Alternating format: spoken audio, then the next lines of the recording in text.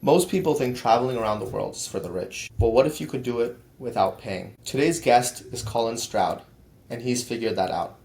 He went from barely affording a $400 Airbnb in rural Ohio to flying his wife and daughters in business class to Switzerland, staying in luxury resorts across the world, all thanks to credit card points. He's helped over 300 families save thousands on travel and experiences, the kind of freedom that most people can only dream about. In this episode, you'll learn how to travel around the world for free, the exact strategies to maximize your credit card rewards, and how to live life rich without spending like the rich. Colin, welcome to MyFinJourney. Hey, thanks so much for having me. It's great to be here. That's an awesome intro. I'm very excited to get into this and really understand, your journey from a more nuanced perspective. Walk us through, Colin, maybe what you were doing, maybe 5 years ago versus what you're doing now. Sure. Well, I guess I'm only 26 years old, so 5 years ago I was just some dumb college kid. Though I actually got married before my senior year of college. I was maybe not your average dumb college kid where I was already married, which is it makes you grow up at least a little bit, right? So yeah, so 5 years, but I started my career after college, just at a big life insurance brokerage firm and was doing that. Didn't really like it, moved over to a nonprofit fundraising role, which I definitely liked more, but it still didn't seem like the thing for me. And I started learning about points just for fun on the personal side. And I think it kind of just hit me one day that this people didn't understand anything about points and that this whole world of points is so confusing. So I kind of started posting on LinkedIn about it, and that's how the business, which I do now full time, started. But yeah, 5 years ago, I probably had no idea what I wanted to do, and it certainly wasn't this. I was very into travel, but 5 years ago, I don't think I'd even really heard of credit card point. I knew almost nothing about it, just for reference. So it's been a quick learning curve for me. That's awesome, Colin. I love it. So if you were to look at yourself 5 years ago versus yourself now, going from not knowing anything about points to, in theory, being a subject matter expert in points and helping over 300 families. And those families, I mean, I would think you're easily saving them over $5,000 each of them. Help me understand, do you think you're making more now than you thought was possible 5 years ago? Yeah, for sure. I probably had definitely lacked um, big vision. A lot of people, a lot of entrepreneurs have massive vision. In fact, some people I know have the problem of they have incredible vision and they can't get anything done practically, right? We've met those people. And then some people have no vision, but they're pretty good in the practicals. And I'm more on that side where I couldn't even imagine starting my own business. Like it was just unfathomable for some reason. And I just kind of assumed I would be kind of a normal, quote unquote, normal person in a normal job, which is not bad, you know? And so yeah, I think when the opportunity came and to just start and I made my first whatever $75, I was like, oh my gosh, this is amazing. So yeah, I mean, I had a whole sit down with one of my guidance counselor people in college, and he gave me this whole trajectory of like how to get to six figures of income. Like six figures, like $100,000 per year was the ultimate goal. And there's probably some good online memes or jokes about that because maybe 10 years ago that was the goal and it was huge. But unfortunately, when you look at all the numbers, right, of what things cost, it's actually not that much money. I hate to sound like a rich American or something, but it really does not. Like, you don't live a life of opulence at that level in most U.S. cities. And so now my business revenue this year has already far surpassed that. Well, not far, but has definitely surpassed that. Like it's a six-figure business now. I just can't even believe it because it's I didn't really believe that mentors he was sharing all this whole different corporate path, of how to get there. It's been pretty amazing journey for sure. And I'm hopefully just getting started. So figuring it all out now.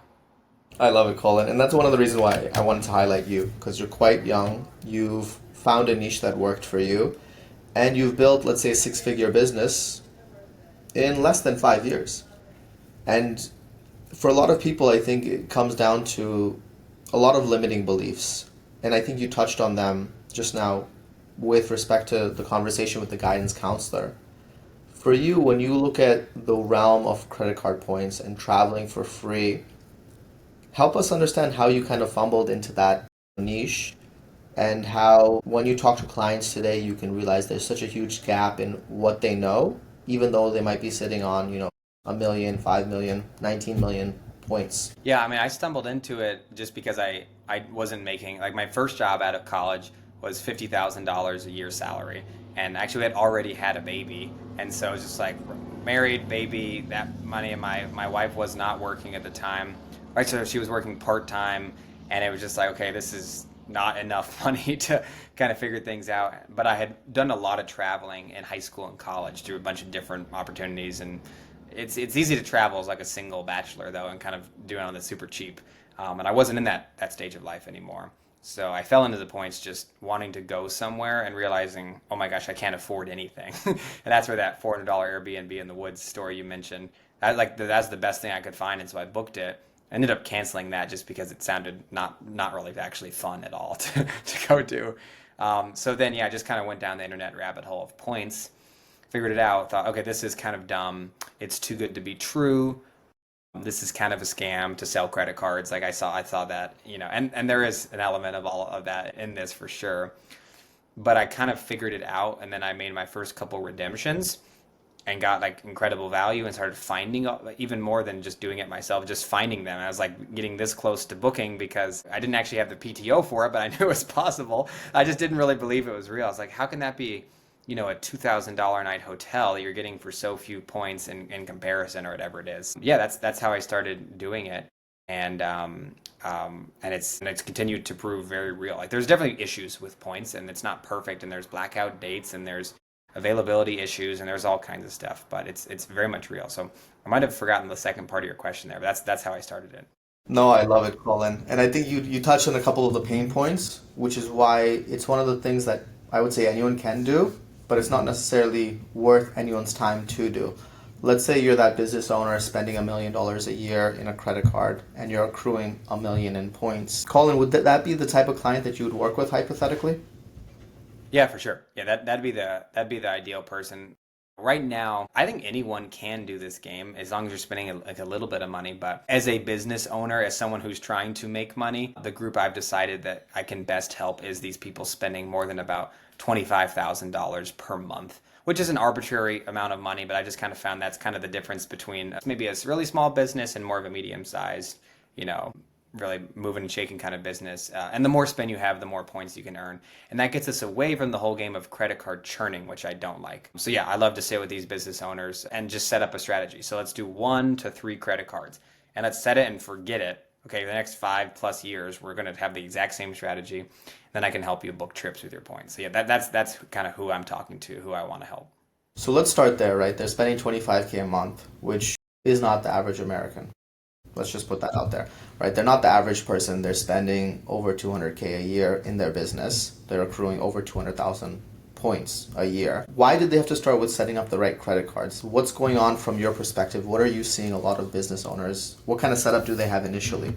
Well, there's two areas. So I mean, yeah, you want to earn as many points as possible. The redemption stuff we can talk about. That's really important. But ultimately, you want to earn points. So I see a lot of people. They start a business. What do? You go to your local bank. Maybe you get a loan to start your business, or you want a business bank account. So you go to your friend from high school who's a banker or whatever. They get you set up with a EIN number and a bank account and all that, and then they give you their credit card. And that's great. It's a little local bank card from down the street, and it's 1% cash back, maybe, that comes in the form of a statement credit. So I meet people all the time who that is still their credit card. It's the local bank card they used when they opened their first bank And is account. that shocking for you? Like, does it make sense that that's the situation?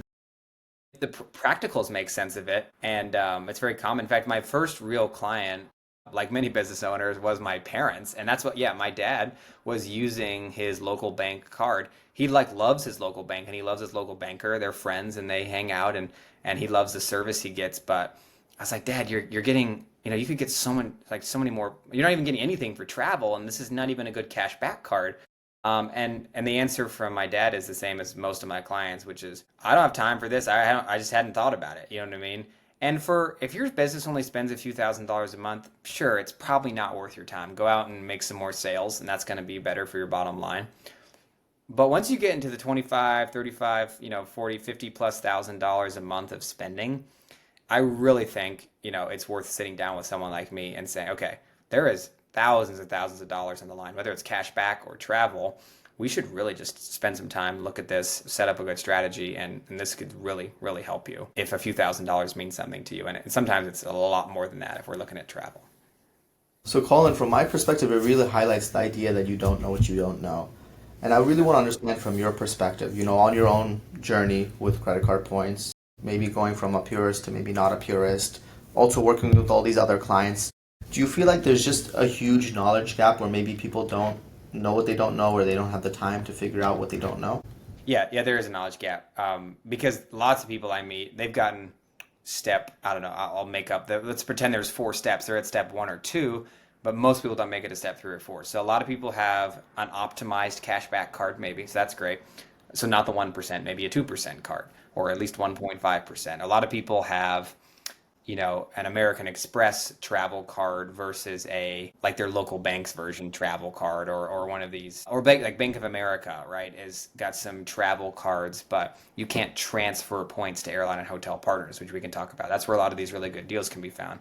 So like someone at least has an Amex card that you can transfer points, but they've never even thought about that. So they've got transferable points cards, and they have only ever booked through their travel portal, which isn't bad. It's just there's much better ways to use your points if you're able to swing that. And so yeah, like those are very very common things I see. I love it, Colin. So walk me through maybe the most exciting trip that you've planned, either that you've gone on or you planned for a client. Help me understand, what credit card they were using, how many points they accumulated, how they transferred those points to a flight or a hotel or whatever, and maybe why it was the most exciting experience for you, whether it was you actually going on the trip or you planning the trip for them. Okay, yeah. Well, honestly, there's been so many now. So one of the things I do is operate this kind of points research service where you could reach out to me if you've got maybe more than about 250,000 points and say, okay, Colin, figure out a deal for me. So I'll find hotels, flights using your points, and then walk you through the whole booking process. So I've done a lot of these now, and they all definitely run together. Some of them, so the more memorable ones, maybe more like emotional type memories than the dollars and cents of it. So helping my parents do their first couple of trips has been pretty cool. So specifically, like they just went to a super super nice all inclusive in Punta Cana. It's a secrets resort. My dad has been to many Ritz Carltons and was saying like this is way better than any Ritz I've been to. They had a private butler, they had a private beach, they had like a special area in the club access that they had like a little special sushi bar that only them and a few other people could get. It's just silly, fun stuff like that. So it's just really cool to help my parents because again, they were kind of my first ever client with this stuff. And it's also been really cool to help people who have never really traveled to get like their first time ever to Europe. And I meet people, who go to Europe 4 times a year. It's just like casual for them. And those people are fun too. But when you have someone who's never been anywhere, like I actually helped someone just book a trip to Florida who had never left the state of Ohio. But he saw my posts on LinkedIn, got his first Chase card, and had just been earning points and reached out. I was like, hey, could you help me? I mean, this guy's literally been nowhere. You know what I mean? It's just not part of his family culture to leave. So those have been cool. On the dollars and cents side, though, there was a family I did help go to the Park Hyatt in St. Kitts during the Christmas year ago, I guess, Christmas 2023 or 2024 to New Year's 2025. That week of travel was ridiculously expensive. I can't remember the exact numbers, but he had a number of teenage children with him. So, and they brought some friends. So I ended up getting 2 rooms, and the total cash price for 2 rooms for a week at this resort in the Caribbean during that peak week of travel ended up being like over $25,000. It was like a ridiculous number that should not even be legal, I swear. I mean, it was just so expensive. And I can't remember the number, so I don't want to misquote, but I believe it was around like maybe 400,000 ish points. So maybe $3,000 or $4,000 worth of points for 20+ thousand dollar rooms. Is that pricing fair? No, but it's real. It's just what the hotel published. So helping someone like that, I was like, oh my gosh, this guy had no idea he could do this, and because of my basic knowledge, at least in this, like this is not complicated stuff. Anyone can do this. I mean, this guy got this ridiculous experience he would have never been able to do because not that many people can just drop $25,000 on a hotel stay. You know what I mean? Because of my knowledge. And going back to your last question, like, is there a knowledge gap? Yeah. I mean, so many people are sitting on the ability to do stuff like this. They just didn't even know it. Take someone like me to share a little bit of relatively basic knowledge, and boom, I mean, thousands and thousands of dollars are created. And so that gets me excited. And those are just some different fun trips. So to clarify and kind of double down, Sure. You know, in theory, what you've outlined is you just saved the guy 21K. Maybe Yeah. arguably more. Let's say it was a dollar to dollar. He spent 4K on his Amex or whatever, you know, Amex Platinum or Chase Reserve, whatever card he was using, and then was able to redeem that for 20K worth of value. So, I mean, you know, examples like that, Colin, are really powerful. And I kind of want to pause for the audience to say that if you're learning something right now, or if you're finding it valuable or powerful, consider subscribing to the channel, hit the like button, share this to bring more guests so that people can kind of be aware of what Colin does. Because he's clarifying that what he does isn't rocket science. It's kind of simple, but you need to be a subject matter expert at what you do. And you need to kind of optimize to learn and grow and then create value for people. And that's how Colin has been able to build his business by fundamentally being very hyper specific about who he helps and finding value for them. So Colin, help us understand, you know, your entrepreneurial journey. I know you touched on it a little bit, but help us understand, you know, the initial wins and losses from helping clients book online. Yeah, it's been quite a journey, and it's funny how I spent so much time in the beginning wrestling with my offers. That's always, if you talk to my wife and say, what is Colin's biggest frustration or hardship in entrepreneurship? It's been, I probably said over and over, I don't have a good enough offer. Like, my offer isn't ready. It's not there. I need to read Alex Hormozy's book again, for the fifth time. And it's funny because the offer I came up with on basically day one of the business, which I didn't even know I was really starting a business. I just kind of thought, oh, I wonder if I could make a few bucks doing this. The offer I came up with on day one is still basically what I do today, 2 years into starting this, which is people just want someone to sit down with for a brief phone call and tell them what credit cards to get and how to get more value out of their points. And also people, a certain group of people, not everyone, but a more select group, higher income typically, want someone to just do it all for them, and they will pay almost whatever it takes to just have someone figure it out for them. And it's like that, the realizing those two things has been the entire crux of my business. And so the journey has been awesome. Like I just started posting on LinkedIn relatively casually, just kind of saying things like, hey, look at this deal. This is awesome. This flight to Hawaii or this hotel in Aruba. Check it out, and then people just there's interest again, and then people want to talk to me on the phone. And I thought, oh, I wonder if I could charge money to talk on the phone. And then a few people said yes, and then I wonder if I could up my prices, and people said yes. And it's very, very simple. People wanted me to pay me to help them figure out a trip, and I said yes, and then they were happy and got testimonials and built a website and gained followers on LinkedIn. And about a year of doing that, kind of very, very slowly, I was able to quit my job in fundraising because I had surpassed my fundraising job income with my side hustle at the time.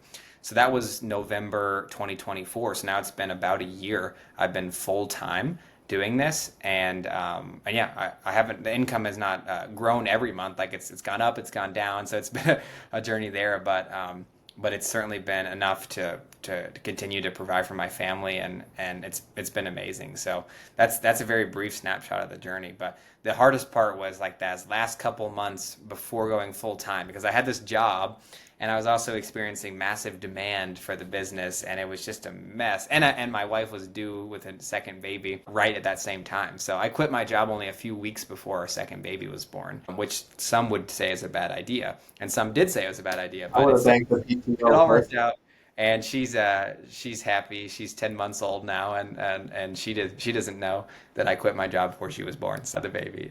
So anyway, it's been an awesome journey though. I love it, Colin. I love it. So talk us through those types of calls, right? How often do you find that people have the wrong credit card set up? If you were to throw out a percentage.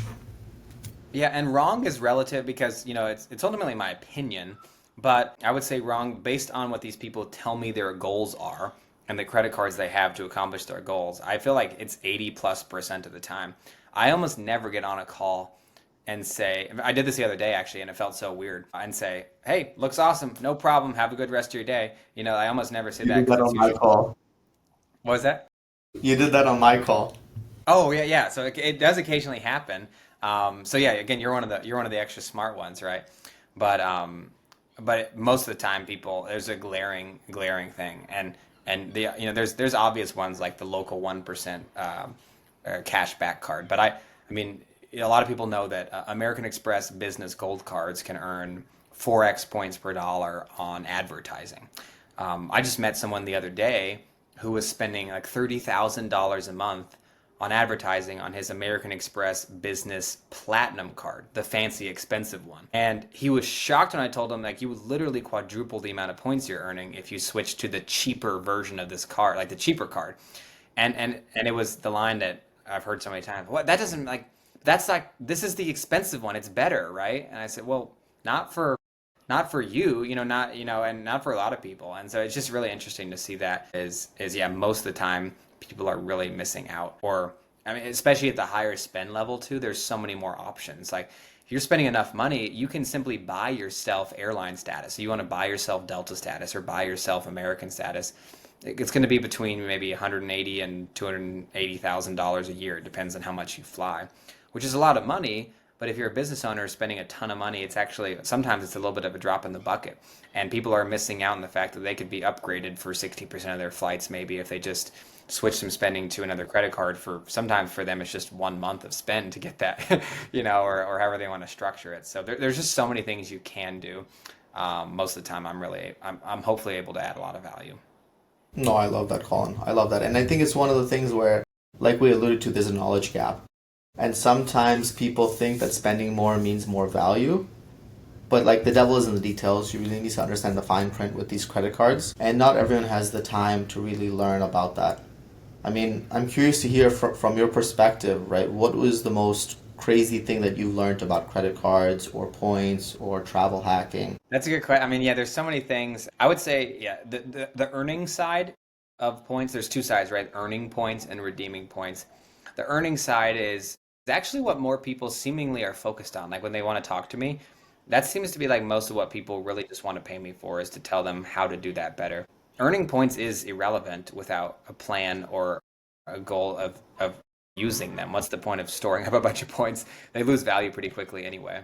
So all of the craziest things that I like continually blow my mind, and really the things that keep my intellectual like curiosity going. Like I would get bored in this business if I just told people what credit cards to get. That it's honestly is it's a little boring sometimes. What's the redemption stuff though is just crazy. Like continually learning new hotel programs, new airline programs, how these different rules work, and just some of the different deals. Like Citi, for example, transfers to preferred hotels and resorts. Candidly, I should have known more about them, but up until about 2 months ago, I knew nothing about them and I wasn't recommending them to anybody. And I'm kind of embarrassed to say that because I have now since found some absolutely ridiculous deals. And I just posted one on LinkedIn the other day. I can't even, I'm forgetting the numbers, but I think it was like 262,000 Citi points for a week over Christmas break, that Christmas and New Year's week, for like a 21 or $22,000 stay at Pink Sands Resort in the Bahamas and like a beach villa. So just amazing, and I just those things continue to just blow my mind that you could use $2,600 worth of points for a 20 plus $1,000 stay. And there's a million examples with flights and stuff. So while there's no maybe one thing, just the ability to get massive leverage on your points, and also practical ways. Like the Bahamas is a lot more realistic than the Maldives. The Maldives is awesome and there's lots of good points deals, but frankly, most people are just never going to actually fly all the way to the Maldives. It's so ridiculously far away. So I really like what's something a real family could do, a real couple could do, not on just random dates too, like maybe over Christmas. I like to make things practical. At least I try to. So yeah, there's a And million what's things, but that's one. No, I love that, Colin. And I guess what do you see more often? Do you see that practical, hey, I'm traveling over Christmas break, or do you usually just say, hey, I have 500,000 points, build me the best trip possible, I want to go here, I don't care when. What do you typically see more of? It's everything in between. It depends a lot. Like with the business owners, I see a lot more flexibility because I know I don't ever talk to people at this point about PTO because most of them run their own thing, which is awesome. But you still have kids, right? So a lot of kids with, especially like school schedules, right? I find like I meet more and more homeschooling families. That's kind of a cultural trend. I was homeschooled myself, so I love homeschoolers because they can travel anytime. So that's great. And some people have younger kids that aren't in school yet. But yeah, I mean, a lot of people, I think the number one thing I hear in terms of schedule is like, hey, my kid's spring break or my kid's fall break or Christmas break. And that can be more challenging for the best deals. But even, what's nice about the traditional school schedule is because summer break is so long, typically these families have a decent amount of flexibility that I say I cannot find you business class flights on spring break because I know you want to travel Saturday to Saturday. It's just not realistic with your family of five. Sorry, but if you can leave the whole summer kind of open, and we're planning 8 months out now, yes, I can find your whole family business class flights. You need to have a little flexibility. So I get all kinds of different kinds of requests, and for the trip planning stuff I do, sometimes I just have to say, sorry, no, I can't help.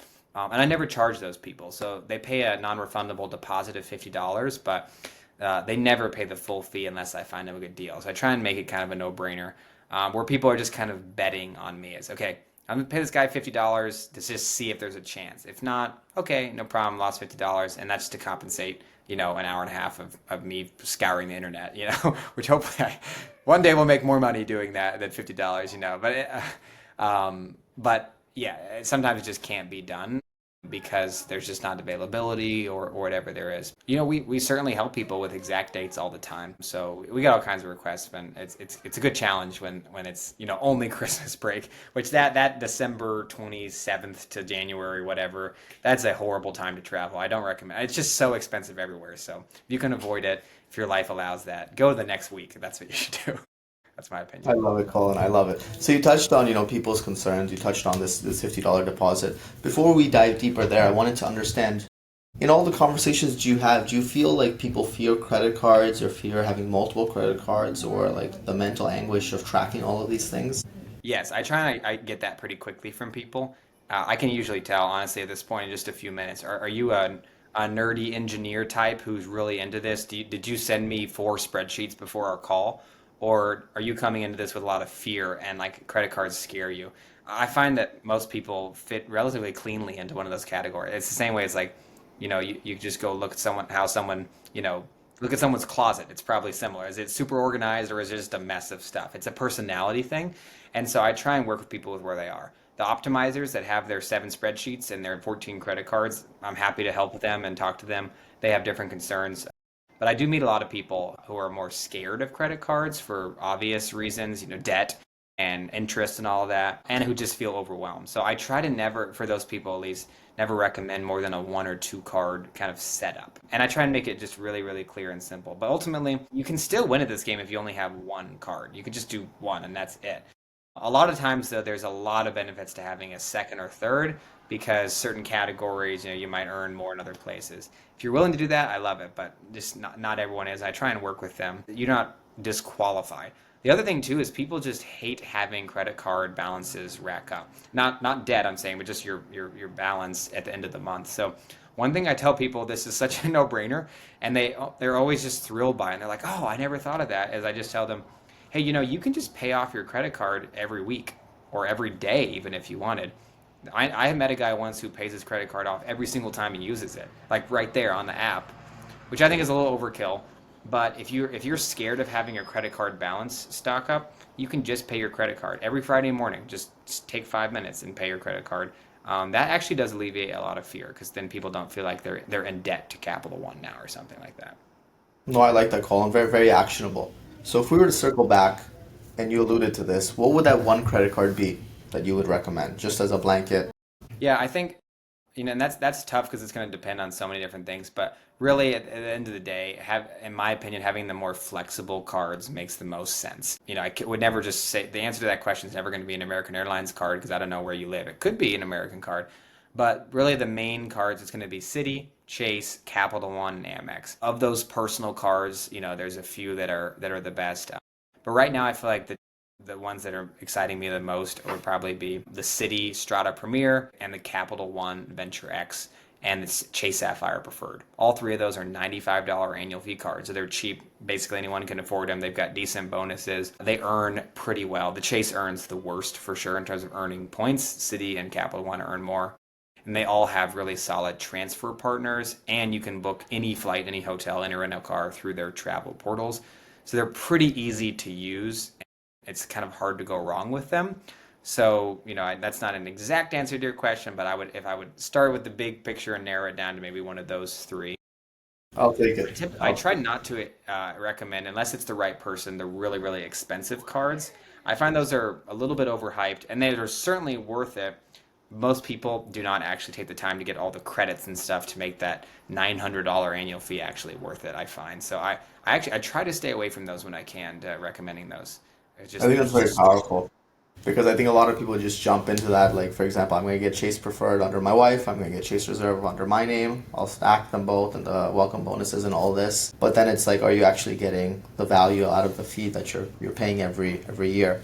So I guess one of the things that I found interesting, Colin, with some of these credit cards is the loyalty status for car rentals.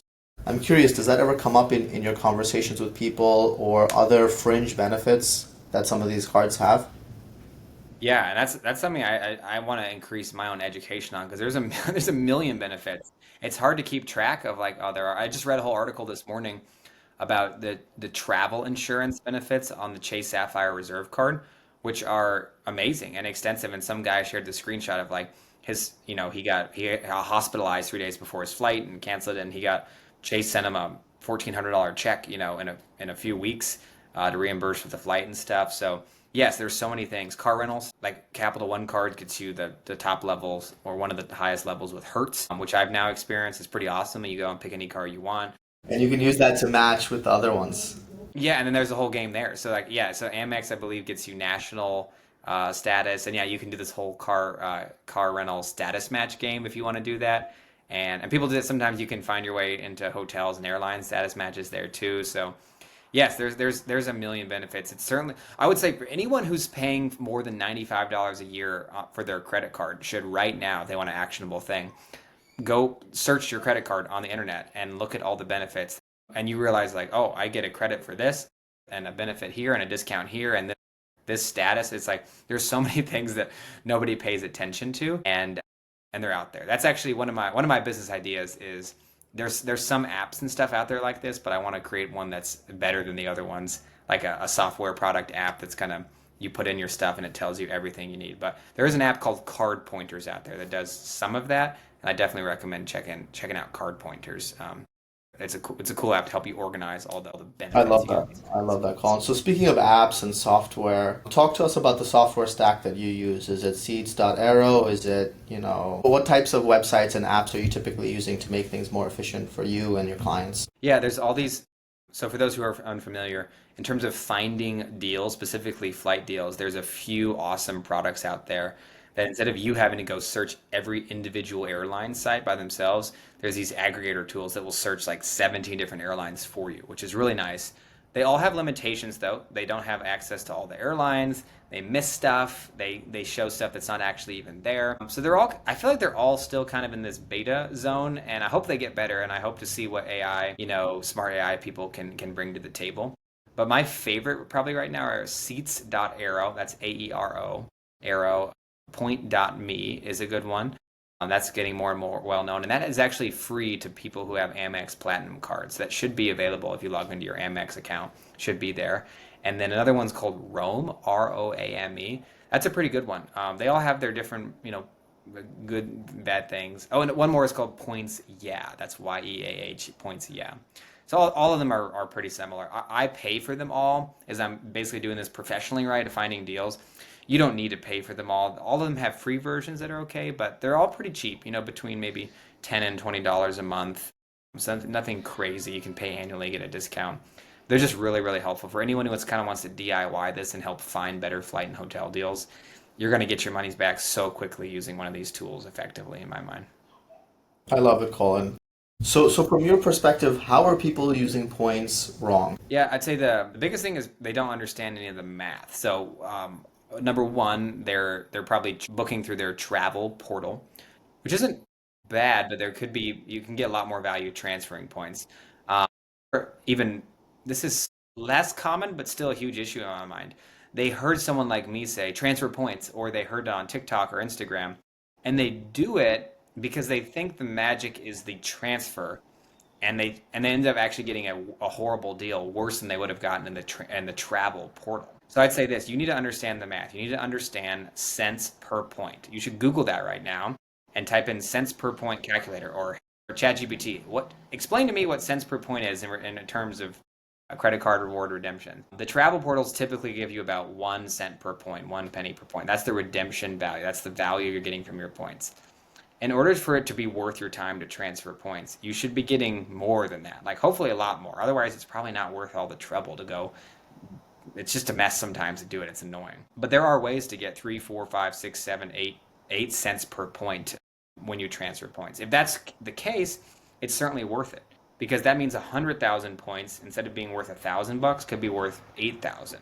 And unless you're making a lot of money, like that should be worth it to most people. And that's where it gets really, really exciting. That stuff is out there. It's not, I wouldn't say by any means easy to find, but it's out there. And that's where people talk about this stuff as a game. It is a game of finding that stuff.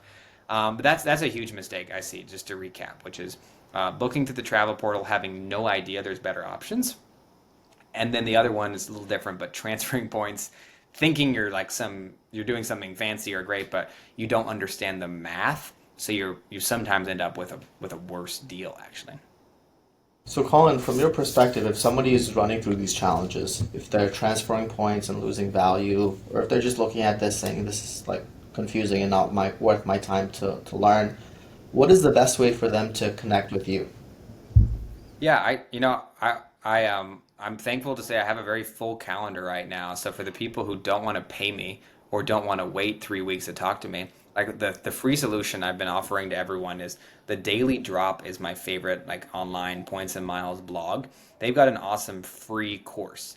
I'd say before you do anything, go on the Daily Drops website, take that course. I don't make any money from saying that. I just think it's great. They're awesome. It's like maybe an hour or something, and learn 101 basics and see how that helps you. Play around with ChatGPT and mess around. Then if you're like, okay, this is just a little much for me, or my situation's complicated because of XYZ thing, I really need to talk to someone. That would be a great time to reach out to me. Or if you're just not going to take the time to go watch some online course, I totally get that. You can reach out to me. You can go to my website. You can book one-on-one consultations with me there. You can email me, colin@gosomewhere.world. And you can just definitely check me out on LinkedIn. So I post content there, obviously free, multiple times a day, sometimes travel deals and tips and tricks and client stories and all that. So that would be the best way, like to work with me. Sit down, we do a 60-minute call over Zoom, Google Meet, whatever, and we just talk through, okay, what card should you get and why, and then how do we use the points that you have and that you will earn in the future to get great deals to places you want to go. That's going to be the main content of our conversation, and people are usually happy with that because they just get to customize, like, hey, this works for me. I don't want to hear what some 22-year-old blogger is doing in Asia. I want to know, like, what is my family going to do? They want answers to their questions. So that's what I try and provide. I love it, Colin. So what we'll do is we'll drop all those links in the description. Once again, Colin, thank you so much for joining us on the show. You prove that some things are really valuable that people just never know about. People are sitting with points, sometimes millions of points, not realizing their real value. And that's what financial freedom is really about. It goes beyond just money. It's about using that money, using that tool to do what you want to do, and ideally do it a bit more efficiently. So fundamentally, guys, you don't need to be rich to see the world. You just need to understand the system. Colin has outlined a very clear system in terms of what credit cards to get, how to book travel for almost free. There are going to be fees. There's going to be other things that we didn't really dive too deep into. But fundamentally, he mentioned examples of getting $25,000 trips and paying 4,000 points, saving 21K essentially. If this episode opened your eyes, consider sharing it with somebody else who you think will find value and essentially be able to plan a trip beyond their wildest dreams and pay for it using points they've already accrued. If you found value in this episode, consider hitting subscribe and like and leave a comment, and we'll be sure to address it. Once again, Colin, thanks for joining the episode. Thanks so much for having me.